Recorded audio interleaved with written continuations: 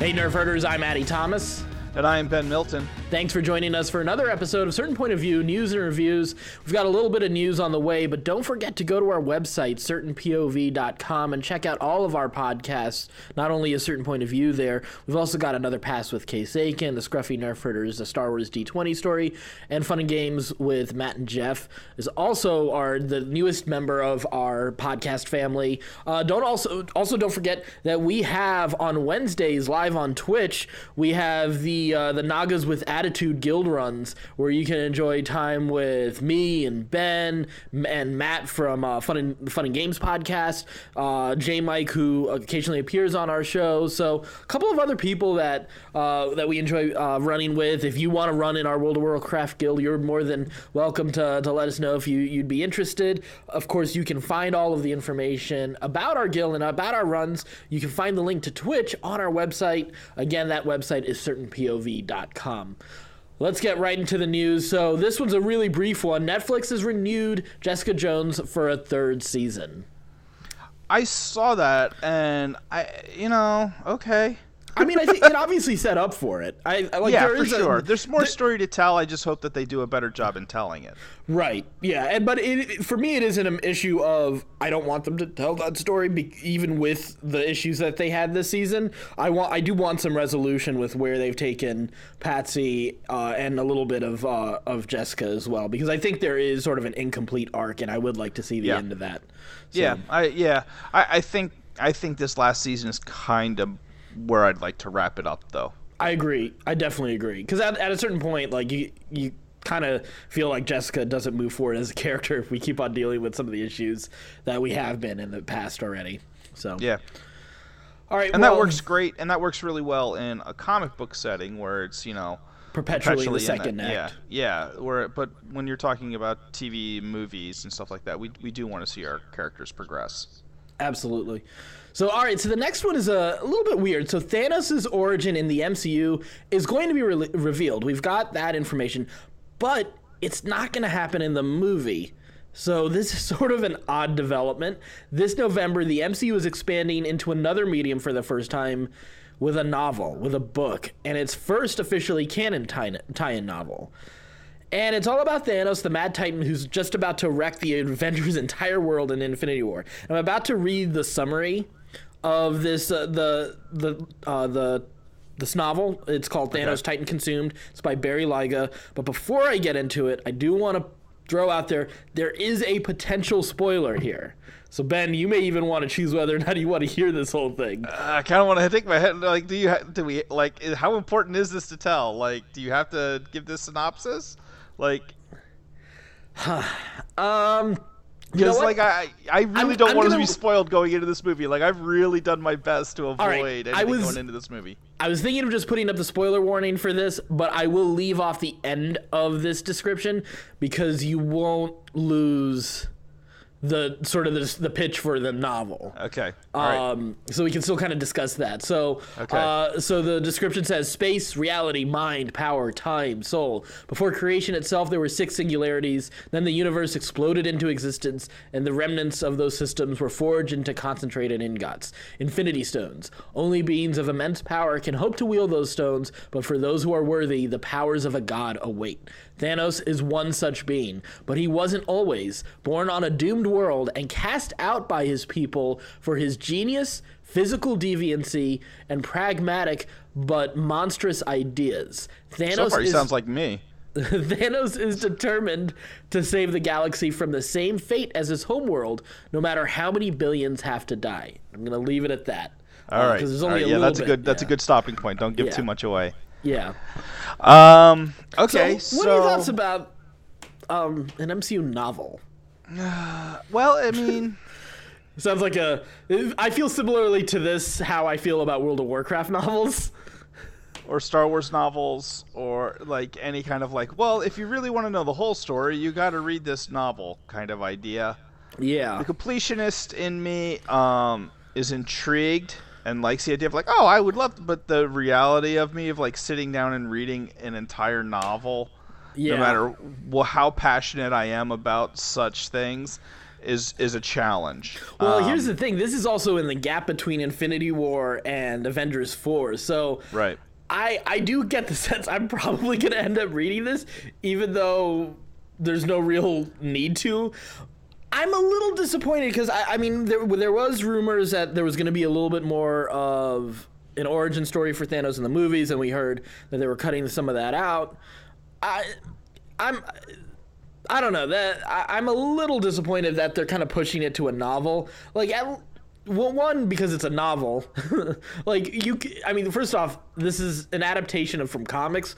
Why not just make a comic, an official MCU comic? Or what they did recently, they did a recent adventure for Wolverine. You have the Serial guys producing that audio drama. Like, why not do an audio drama? Yeah, I mean, both those things are things that we would rather take in the medium. Here's the thing that stuck out to me as you were describing this, is that they were talking like, this is in continuity. Well, for how long? Like, continuity resets in the Marvel Universe like every 6 months. Well, this is MCU, not the Marvel MCU continuity. Okay. Yeah. This is totally different. This is not. Yeah, that's why this is such a big deal, because this doesn't have anything to do with 616. This is only for the MCU. Only the MCU. Right. Which is its own unique continuity. I don't know. I'll probably read a synopsis of it. I'm not gonna go out of my way to read this book. I'm just not. Right. There's way too many other things, too much media going on, vying for my attention. Sitting down and reading a book is such a time-consuming way to take in information for me at this point in time, when you have like 19 different nerd TV shows, 75 movies, right, and comic books and everything else vying for my attention. This feels like a step backwards for me. Yeah, I'm not crazy about a novel.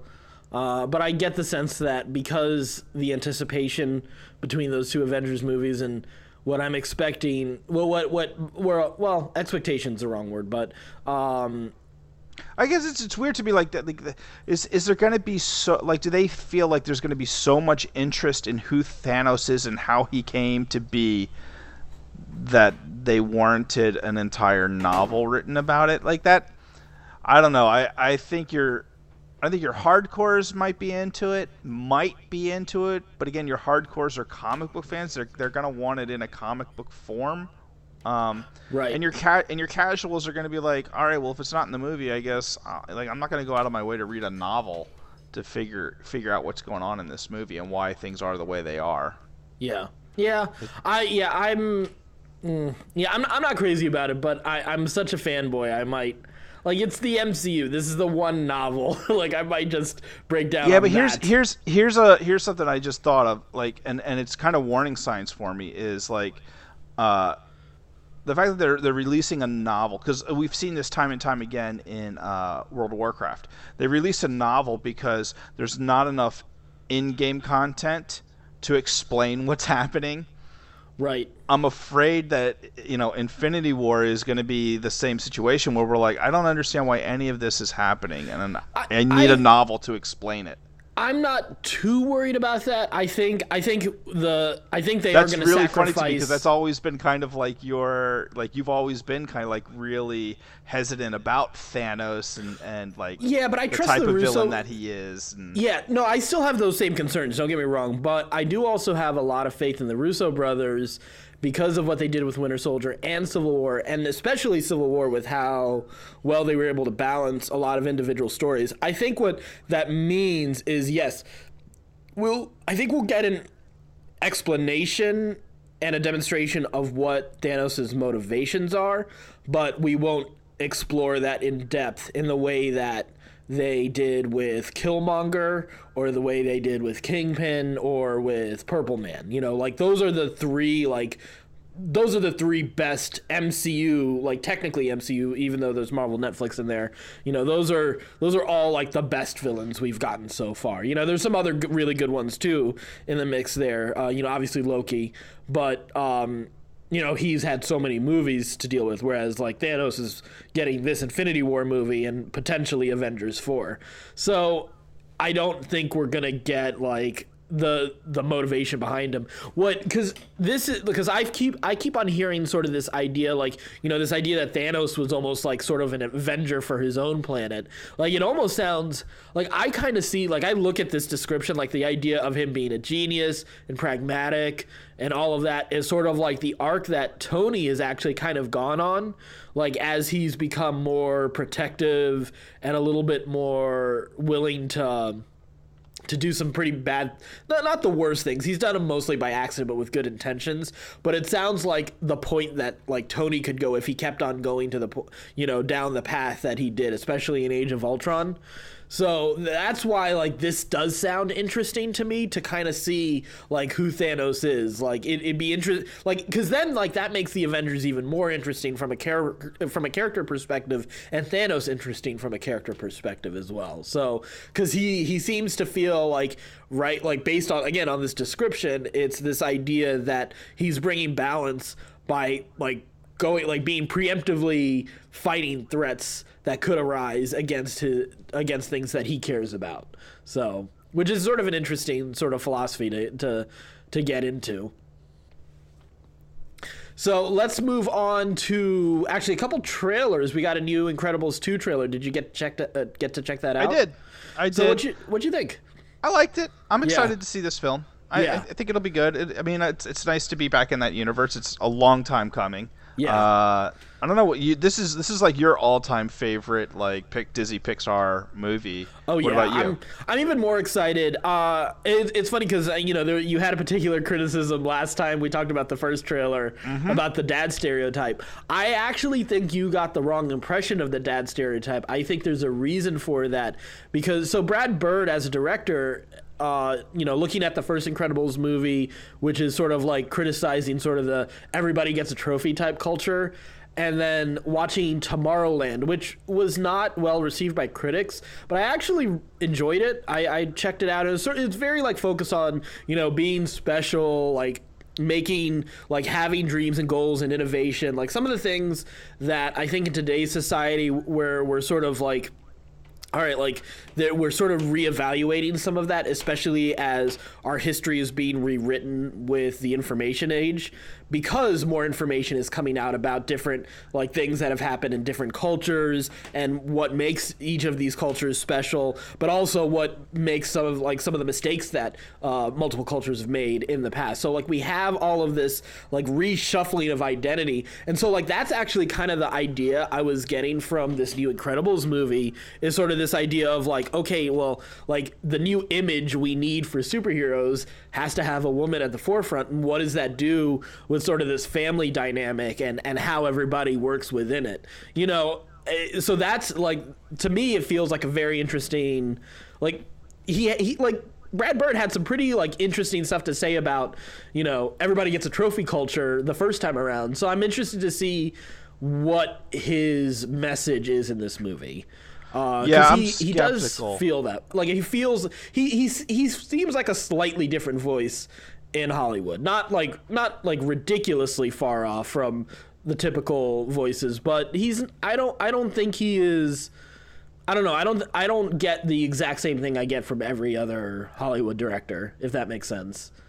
Yeah, I don't know his work well enough. I'm skeptical about that message coming from Hollywood and Disney. So we'll see. I'm not against. Let me be clear. I'm totally okay with women in the workplace. That you even have to, like, say something stupid like that. Just, like, to me, just says how far off the path we really are. But yeah, I mean, like, okay, let's see what it has to say. The movie looks fun. The movie looks a lot of fun. Well, I don't know. I don't know what the message is yet. We've only seen the 2 trailers so far. We'll see. It could be great. I may love it. I'm hoping to love it. I'm looking forward to really loving it. But I'm always skeptical when Hollywood starts, like, trying to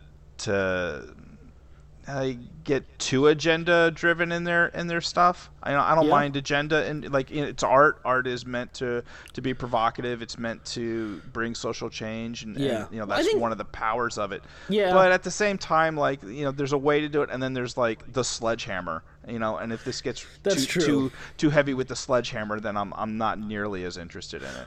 which I agree with you, but I think also I wonder how much of that is sometimes the movies that have the messages that I like are the ones that, it's because I agree with maybe some of those messages, and they may not necessarily challenge them. Like I've kind of Last Jedi is a movie that we've poured over a lot because of all the debate that's gone over like how fans have received that movie, and I kind of wonder if because my own.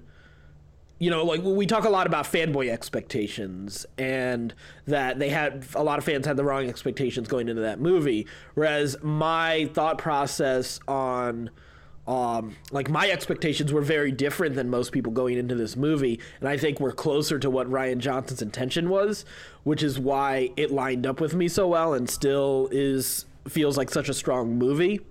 So, I know a lot of the hate and the vitriol towards The Last Jedi, comes from extreme right wingers, and the idea that they're just they're putting this woman in place, just to shove this female agenda. That's not quite the path I was going, but yes, there is that faction of fans that hate it. But I've also seen a lot of fans on the left who don't like who don't like the movie either.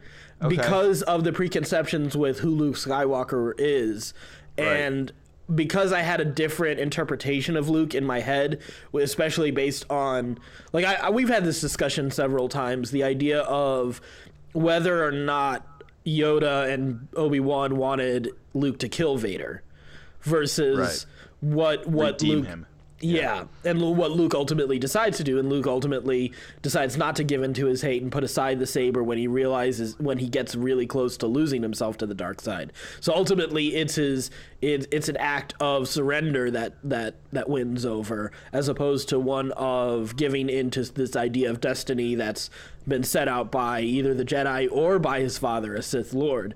So the whole idea of destiny, I think, is my expectations with that theme is what made that movie so good it met certain expectations for me, whereas it didn't meet other people's expectations of who they wanted Luke Skywalker to be. And I think coming back to The Incredibles, I think, with certain agendas, sometimes I do think the way we receive it is based on our own preconceptions of an agenda that we like or don't like, which it was a big reason why I love the first Incredibles movie so much, unabashedly, because I'm not a fan of the, everybody gets a trophy culture, and that movie has sort of had a continuing influence and has had a lasting value because of that message, along with just fun storytelling and just just a great story and fun characters along with all of that. But yeah, I think it's just two sides of the same coin in some ways. So.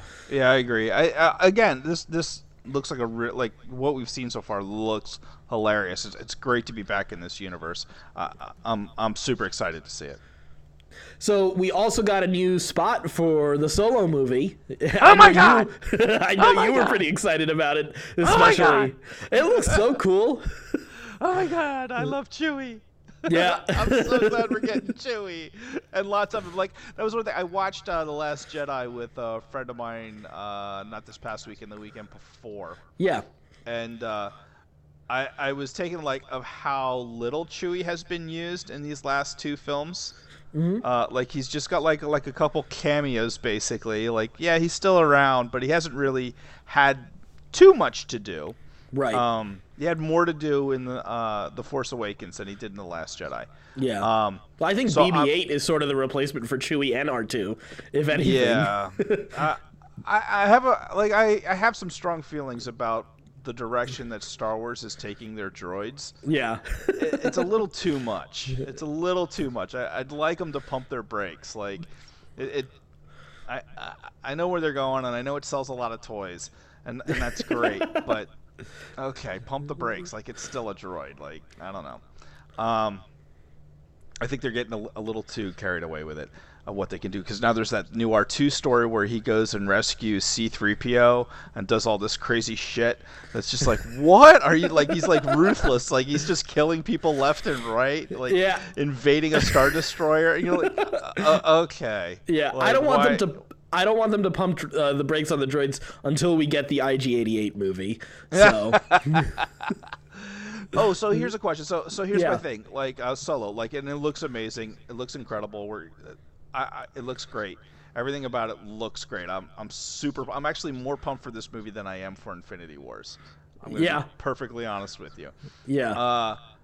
Here's the question: do we get Boba Fett in this movie? Yes. Do we get Dengar in this movie? Because Dengar and Solo have a huge backstory together. I know. I say yes. I say we see Dengar. I'd like to say yes. I think I say we even see the accident that causes Dengar to be like the Dengar that we know, where Solo flies over him, hits the blasters in the race, and causes Dengar to crash and get the head wound. Yeah. I think we see that. I'm gonna say no on Dengar. I mean, obviously, you know who I want to show up the most. You want Bosk to show up. But Bosk is more of a... Well, we could have Bosk because Bosk and Chewbacca have a history. They do. I don't think he's gonna show up. I do think we're gonna get Boba. I think in the same way that we got... Why do you think Boba? Well, I think the same way that we got the Vader scene in Rogue One, we're gonna get a Boba scene. I think we're gonna get a disintegration. Integrate to disintegrate. That's my motto. Well, and here's the other thing. Like, this is something I actually heard on Nerdist News today. I totally forgot, but Boba has some Wookiee braids in his Yeah, so I mean, is there a possibility that he might kill someone close to Chewie? Oh, yeah, I don't know. I feel like that's a... I don't think we're going to get much Boba in this movie. I think we're going to get a scene. Because I think Boba is such a popular character that you would see the toys, you would see him in the trailer. Like you would see a lot more Boba involvement in the marketing of this film. Well, think about... I was going to say Vader, but Vader's breathing was used in Rogue One. But I do think they were going to want to pop it like a surprise like that. I do think the next movie is going to be a Boba Fett movie, not an Obi-Wan movie like some people are saying. Because I think... Well, I think there's more story to tell with Boba Fett than there is with Obi-Wan. Which I agree. I think there will be an Obi-Wan movie at some point. I think that's just natural. That's just going to happen. That being said, I think Boba is the most in demand, and he's also got speaking as cutting into fanboy mode for a second, they gotta make him a little badass. They gotta give him a moment. They gotta redeem him a little bit. They gotta un-Vader him. They gotta give him the Vader treatment like they gave Vader. So far, right now his best moment is hiding in the trash on the Star Destroyer. Really, that's kind of it. He has some cool moments in Clone Wars. Yeah, as a kid, it's a little different. Once he gets the armor movies, on, in the movies, he's not that impressive. As much as I love the Clone Wars is canon. It's the best Star Wars that's out there, along with Rebels. But in the movies, you've got to redeem him to the wider audiences. Yeah, we'll see. We'll see. I'd rather have Dengar than Boba. That's just me. But and that being said, I would be perfectly fine if neither of them show up. If they really kind of focus in and let us all right, let's focus in on the characters that are part of this group that Solo's trying to run with. The Cloud Rider gang looks so cool. Here's the thing, because we're gonna get a Boba Fett movie no matter what. That's gonna happen. There's no question one way or the other. But I do want to see the universe expand, and getting to see new villains like the Cloud Rider gang and, other potential villains that we don't know, who's going to betray who. There's lots of story. There are more characters. I don't want the universe to keep feeling smaller, which is, to Last Jedi's credit, it opens up the universe, which is another part of why I like that movie so much. So I'm hoping that Solo can functionally do some similar things. And it looks like already with a lot of the new characters, they've does feel like it's going to do that. I don't feel like Hera is going to be related to anybody we've already seen, you know, or Woody Harrelson's character, or, you know, any of these other, you know, characters that we've seen outside of Han, Chewie, and Lando, to be perfectly honest. Yeah. How do you feel? Did you see the poster with kind of highlighting Aaron Reich and Emilia Clarke, and she's holding the dice? Have you seen that one yet? Yeah, I have. I like it. I'm excited to find out about her character. I'm kind of assuming she's going to be some sort of royalty elite, someone that he falls in love with, and might even kind of make, and is going to ultimately betray him, which is why he's a little sour on princesses by the time we get to New Hope. You know, that's just my guess, you know, off the bat. Yeah, makes sense. Makes sense. So, all right, let's get into TV. So we're gonna kick it off with Arrow, the show that I find least interesting right now. And this was actually a good episode if this was 3 seasons ago. So you've backhanded complimented this show like 3 different ways so far in less than a minute. But it was sort of Oliver, like, about to go on a suicide mission. He's completely alone. He's pushed everybody away, like even Felicity. Somehow he was infected with vertigo, so he's like seeing these weird visions of people talking to him, and he almost kills himself. Felicity saves him last moment. Blah blah blah. Wait, Vertigo's still a thing? How is Vertigo still a thing? It's making a comeback because, well, that I'm okay with because of the way that it's making a comeback, because we're getting, one of the things with this season is they're getting back, instead of away from the supernatural and like Ra's al Ghul type stuff or Rachel Ghul type of stuff, like they're getting back to like, all right, here's crime bosses and the corruption in the city. And like that's the aspect I do like about this season, because those are the kind of villains that Oliver Queen should be fighting. And they've done a fairly effective job at sort of corruption seeping back in without Oliver's notice, and like they've just impeached him as mayor and stuff like that. So it's, yeah, like again, like if this happened 3 seasons ago, this would have been great, but they just jumped the shark in season 3. So, you know, we've been kind of in a weird pattern since that point. And you're just having a hard time, because they went so far in season 3. You're having a hard time believing it now in season, was it 5 or 6 or whatever? Yeah, I think this is 6. Yeah, this is 6 because we're past the flashbacks. Yeah, we don't even have to deal with flashbacks anymore, which is great because the flashbacks in 4 and 5 in particular were really bad. Actually, 3 was pretty bad too, but seasons 1 and 2 were the only decent flashbacks, really. Yeah. So yeah, like the streamlined format helps, but one thing that's tough is because of a lot of the new characters with Team Arrow that now he's ostracized and he's pushed away. I don't think people ever really got attached to him, but that's because Team Arrow got so big, and then it was so up and down the way they like shoved off people or killed someone but then brought him back, so that impermanence like really felt like, all right, well, we felt like a couple characters on the original characters were kind of shafted and misused, and then they introduced new ones, so it was hard.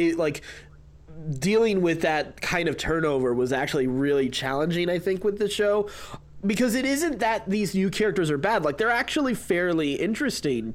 But, again, like, the show has went so far off the rails early on, it's hard to take a lot of that seriously. That's just my thought. So, okay. Yeah. What's nice is Black Lightning still remains far more grounded. We got an interesting episode this week. I thought it was okay. I thought it was sort of an interesting development. We had Khalil come back, but my God, that wig was bad. That was almost as bad as Oliver's Island wig. Yeah.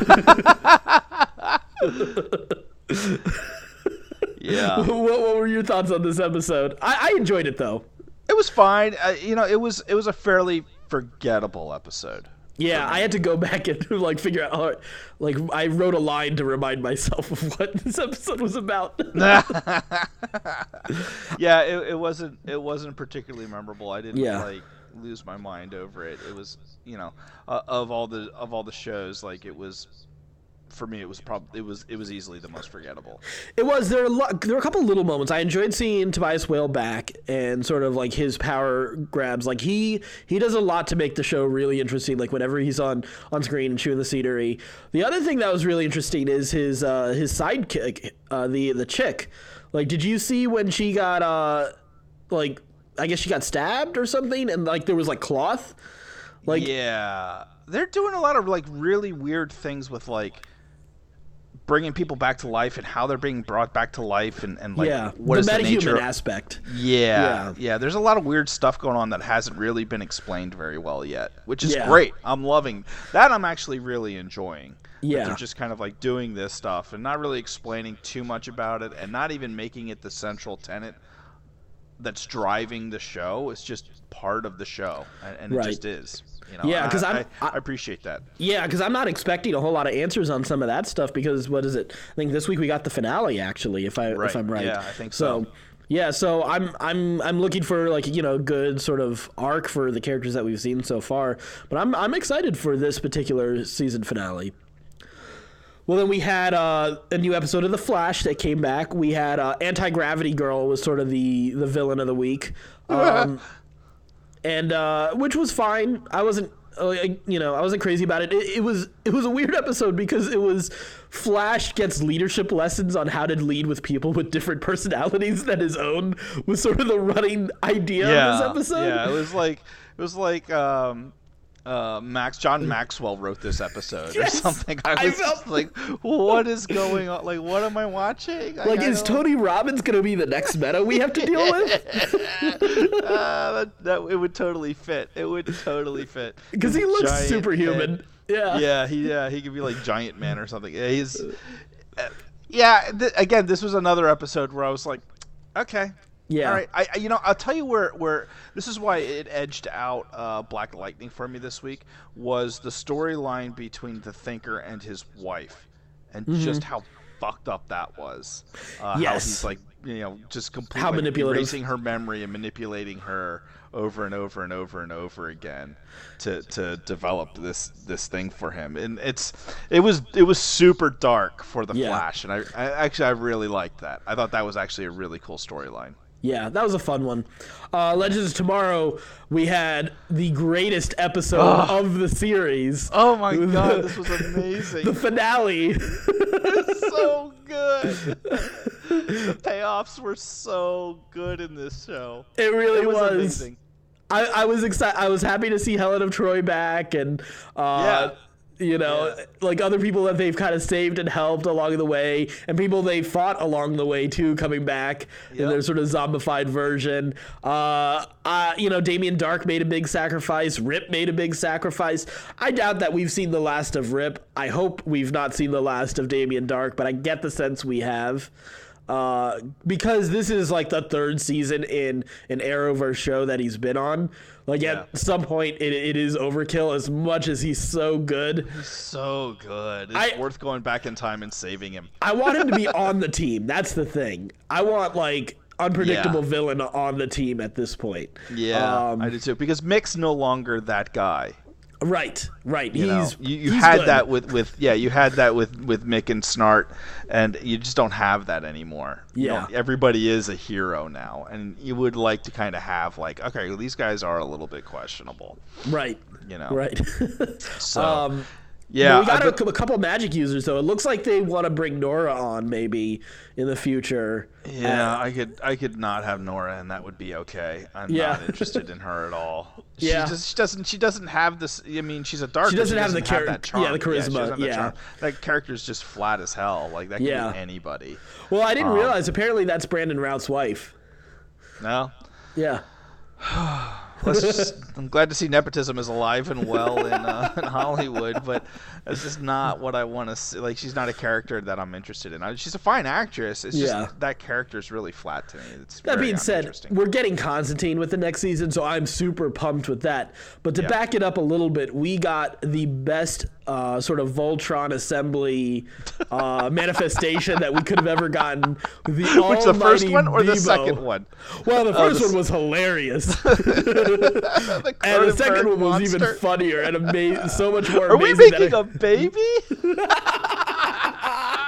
There were so many great lines.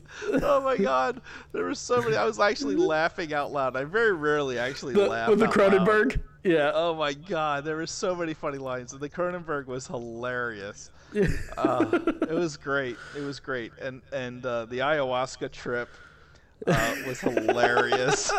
Yes, that was also a great one. It was a special episode. Even if you don't watch the show, I recommend watching this episode because it's so funny. It's so good. If you were to hand someone a description of this episode, it would not help them at all, but it's the perfect representation of the show at the same time. It's the best of what this show offers. It's just stupid. Yeah. Well, then we also had a new episode of Agents of S.H.I.E.L.D. Did you get a chance to watch that one? I did watch it today. I watched it this afternoon when I got home from work. Okay. Wrap this show up already. Yeah, I think we got like 2 episodes left. So, Good. Yeah, it's kind of going through great. the motions at this point, like the rising action up until the finale. So, Talbot is a sleeper. I'm not crazy about this whole, like, a couple of the group that thinks that they're invincible. It seems like it's setting up for one of their deaths to just kind of mess up everything. Which proves that they can change time, which is, I think Yo-Yo has to die. Yeah, I think Yo-Yo has to die, especially since we see her in the future. Like that would make sense. That would be a good surprise. Sense. Yeah.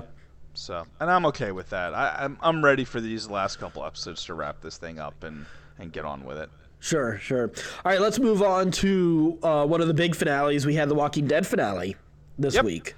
So I liked this episode. Okay. All right. I didn't hate it. There was things that I wasn't crazy about. Sure. But there was a couple scenes that I really liked, and I thought the payoff was really good. That they built the long game for, and it paid off. I'm thinking particularly of the interaction between Jesus and Morgan. Yes. And Jesus kind of like saying, "Hey, like you have an option. You don't have to kill everything you see. You can." Hold back a little bit. I thought that scene was really good. And then I really liked the scene between Morgan and the Heapster chick. What her name's Anne now? Yeah, that's right. I think that I thought that was really good. Of like, you can't be alone. You need people. Come back to the fold. Rick has created a new way. But I gotta be alone. I can't be a part of it. I gotta go. I gotta be alone. Yeah, I was happy with those scenes. I was also like at first I was like there were some rough moments because a lot of the action of this episode happened so quickly because they have to move into the epilogue a little bit to kind of wrap up because I think for sure we're going to get a time jump going into next season. So I will say that some things seemed a little rushed, like Rick's turn. So quick. Yeah. So quick. And I like it when I think about it, but I think the problem is they needed to slow down that moment. Like the moment he slits Negan's throat, you need to make it clear he's thinking about Carl and he realizes he's failed his son.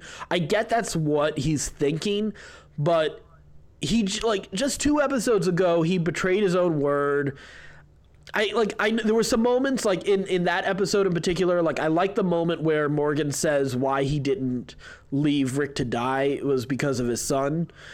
So like those were moments that were building up to this, the Eugene payoff. I like the Eugene payoff. I was genuinely surprised with that one. I did not see that one coming, and I was actually really happy with that one. I'm fine with how they used was it Oceanside community. Like they didn't use them in too big of a role, but just a small enough but a meaningful enough role. I thought that worked out. There's some character inconsistencies at the end of the episode that seem a little weird, but I like Rick's turn. Ultimately, it's just maybe they just needed to have him just flash back to Carl or something, or to Judith. Focus on Judith because I think they tried to set it up by like having Morgan talk about we've lost everything already because they both lost their wives and their sons. Right. But Rick still has Judith.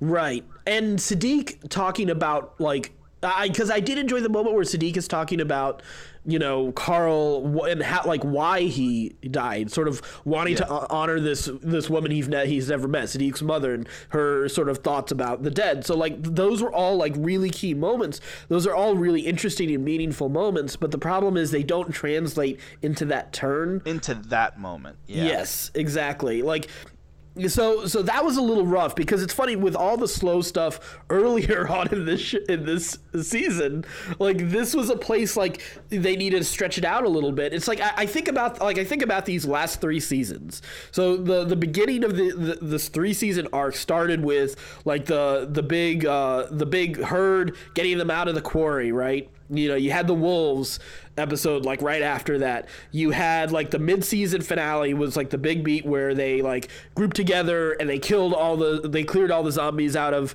Alexandria with like arm's length type of moment. Like, it was a really cool moment. And then the end of, like, you go in the back half of that season is sort of like they come across Hilltop and Jesus, and they take out we've already come across the saviors, but they take out the saviors. At least they think they've taken out Negan, and then it ends with the big Negan reveal. Like, and then they stretch out, like, Rick is catatonic for all of last season, and then at the end decides to go to war, and then we had all out war. I think the last 2 seasons needed to be combined. Really, if anything. Like, I think, like, I look back, I thought about it, and I was like, okay, you kick off with the zombie fun run from the quarry, you go with the wolves, but then you clear out Alexandria, like, in that, like, 3rd, 4th episode. You cut out the whole crap with, Glenn stuck under the dumpster. Obviously, that's one of the big mistakes they had. But the mid-season finale there, if anything, should have actually been Negan. Like, they should have already had him come across the hilltop. They should have had him meet Jesus, take out the satellite facility where they thought they wiped out the saviors. But that mid-season finale needed to be Negan showing up. So you have only a half season for Rick to be catatonic. You open up the world with the kingdom and everything, and then you decide to bring them together. Because that also helps, like, because I liked Carol's arc, but they could have brought that a little bit, that was dragged out, Same with Morgan going back and forth. Like, all of that stuff would have ended up getting condensed, which were big issues in the series. You also wouldn't have, like, I've also seen a lot of people they're not crazy about how dark Rick got with him still being the hero, not knowing what was going to happen. I remember telling someone, like, I asked if they just wanted to know what happens in the comics, because they were just almost about to quit the show. And I told them, and they were like, "Oh, okay, that's an interesting place to go. I might stick with the show." I'll stick it out, yeah. Yeah, knowing that, like, okay, they're taking Rick down a very dark place intentionally. So now, but there's a point to that, a point to, like, okay, this, like, he does have a moment of mercy. He only goes so far, yeah. He comes back, right. Yeah. There's redemption. Yeah, I agree. Like, they make some odd choices, and I think a lot of it has to do with budget, to be honest with you. Yeah. And commercials and episode numbers. Well, yeah, for sure. Like, if they can, make a 16-episode season and sell all those ads, then AMC is even happier and everybody makes even more money and whatever. But also, it's expensive to do a lot of action types of shows, and very hard to do when you're filming a weekly show. Like, you gotta, like, that's complicated. That's true. Difficult shooting to do. So, like, there's some logistics and some legitimate issues in, like, okay, how do we do that? But you're right. Like, to me, this show has become very uneven. Whereas in the beginning, like, I really liked how they stretched everything out. I really liked how they developed the characters. Now it feels very uneven in how they're doing that. In that it's like we're just stretching it out to stretch it out. Like. Not really for the sake of developing the characters, not really for the sake of telling the story in the most effective way. And I think that's kind of been like where this show has lost me over the last couple seasons. Is like there's just too many throwaway episodes and then like a bum rush at either a mid-season finale or a season mid-season finale, yeah. Where you're just like, okay, like you drug me on this ride, and it's a semi fulfilling end to the ride because it happens so fast and it doesn't really make a lot of sense. You build up, and then it's over like so quick. I don't enjoy that. Yeah. So I agree. I thought the turn for Rick was way too too quick, too quick, way unearned. It didn't make a lot of sense. Yeah. in how they did it. It feels like on paper it's earned, but it didn't feel during the episode. Yeah, like Jenny and I were watching it, and she's working nights, and so she was texting me while she was watching it, and she was just like, "Wait, what? Are you kidding me?" And I was like, "I know." Yeah, he lost a lot of blood. Like, how are you gonna save him? Exactly. Like, I thought he was dead. Yeah, I was like, "Oh wow." I was like, "Okay, that's a brave choice. It just killed him this time." Okay. Yeah. Like, I thought I was actually kind too. of cool with that. I was like, "Oh, they're not going to do the jail angle. They're not going to save him. They're going to keep Rick dark." And I was like, "Oh, then I guess maybe like it's going to be a fight like for Rick's soul." You know, that's interesting. But then you got, Maggie. It did make sense, and I was like, they're saving him. He's dead. Like, we've seen people take less grievous wounds than that. Yeah. You just cut a man's throat wide open, and we watched him bleed like crazy. Here's what I'll say though. Because it was odd. It was definitely odd. But I do like, and this is similar to the comics, but it almost seems a little bit darker and more sinister this time around. But the way where they're taking Maggie, yeah. See, I like that they're setting Maggie up as the big bad next year. I don't know if I'd say so far she's a big bad. I do think it'll hew a little closer to the comic where she is at odds but not big bad. I think. Oh, I hope she's the big bad. You think so? I want her to. Yeah, I mean, they didn't introduce anybody else for next season. I think we're getting the Whispers next season. Maybe, but I would really like it to be Maggie. Yeah. I would really like there to just be like really like issues with Maggie, and probably you need the Whispers to come in so that it kind of unifies everybody again. You need to have like that third party influence, but I'd like to have the first half of the season really be like the conflict between Rick and Maggie. Well, the thing that I don't like about the Maggie turn, there's only one thing I don't like about the Maggie turn. Well, I have two things, but it's not Maggie. But it's Jesus. Yes, it's Jesus going along with it. What? Like, that makes no sense. Yeah, that was really out of character. Yeah, he should be totally on board with Rick at this point. And here's the other thing. So Daryl makes sense. Yeah. Except he lets Dwight go. If he had killed Dwight, I would have been like, okay, yeah, that makes sense. But he lets Dwight go, and that felt a little weird that he was like, I'm going to let Dwight go, but I'm all for killing Negan. Yeah, I know. Again, questionable character motivations being written into this season. That being said, I'm glad they're going to give something interesting for Daryl to do because it has been a while. Yeah, I mean, like you don't even hear like if Daryl dies. Like now, it's like if Daryl dies, will anybody notice? We'll have a filter. We'll have like a filter on our Facebook profile photos for Daryl. Like that's where it is right now. Like, oh God, I forgot he was still on that show. Amazing. Like for as popular as that guy was, they've really not done much with him. Yeah, absolutely. Probably for the price tag that they're having to pay him. Yeah, absolutely. So we've got one more TV show to talk about, and this is definitely the strongest show that's out there right now, and that is Legion, Season 2, Episode 2. Did you watch it? I had to rewatch Episode 1 so many times. I was just like... I had to watch it basically in like 5-minute segments to really like absorb it. But then like episode 2, I was like in one watch. I just needed episode 1 to set the pace for me. And you just remember like, oh, this is what I'm getting with this show. Right. And I was also fascinated by weird little things in season 1, in that first episode. Like I so badly want a house now with the tables and the little river that takes down. Yes, that has the sushi coming down. Yes. Yeah, the sushi and waffles and all that, whatever you're ordering. It's not on a conveyor belt. It's on little boats. That is really amazing. That's the greatest cafeteria in history. Yeah, so I was so like the set design, the colors, everything. I'm like so one, like I had to re-engage with episode 1. And episode 2 was incredible. I'm so psyched to see what the show has in store. I'm really interested. Like I love the stuff with Amal Farouk. I mean, there's so many good things. What stood out for you?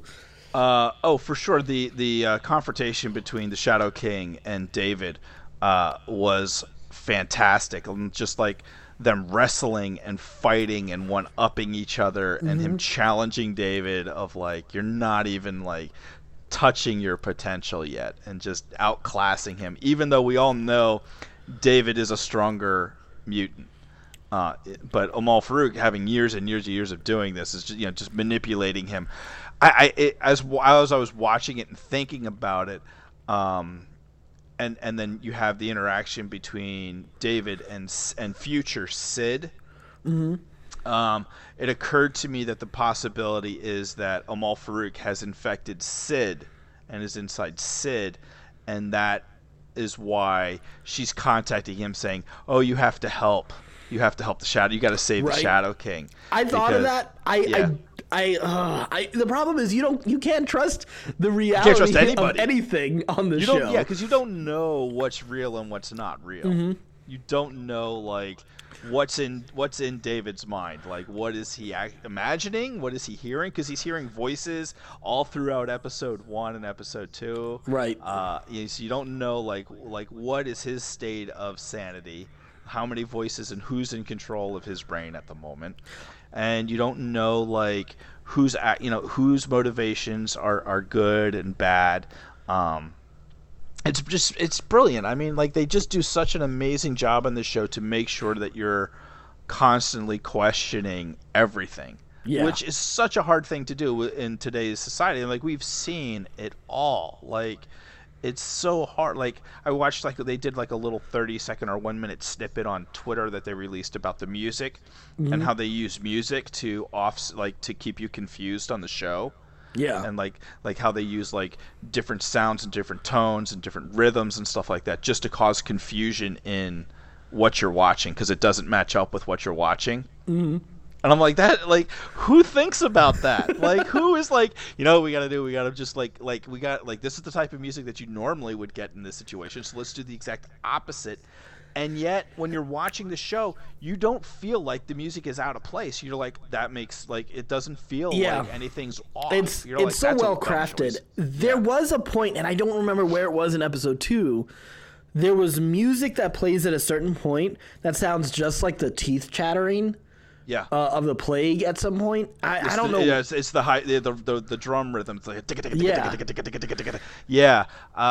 that's in the fight scene when between Carrie and Farouk. I think it's in that sequence. And then when he falls through the floor, like there's like that really weird like boing sound as he falls through the floor, which is again like super off-putting and yet fits like that moment. You're like, oh, okay, like it all works really, really well together. It's brilliant. It is absolutely brilliant. I love this show. I'm in love with this show. It is genius. What do you think of where sort of Melanie Bird is, like her state of mind right now? She seems to be in a very different place. Yeah, she seems to be really heavily sedated by that smoke.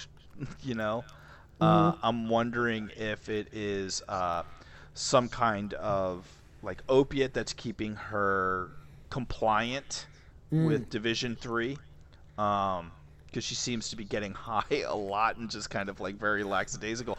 But to be fair, like she just got her husband back and lost him again. Right. So it also is in character and yet out of character for what we know, like the type of person that we saw she was in season 1. It's interesting. I'm curious to see where that character's going. Because I really, really like her. It's odd where she's at right now. It doesn't fit. And I like the role reversal for the Carries too. Yeah, I do too. That's really, really cool to do, because they work so well together and they are so odd. It's brilliant. It's really good. It's really good. Well, that wraps it up for this episode of Certain Point of View. We will... Let's see. So coming up this week, we have Super Troopers 2 that's coming out. We're gonna see that in theaters, you think? 420. I want to. Yeah. I definitely want to. Yeah. Yeah, we probably will. Maybe next Monday. I got to get out of this house.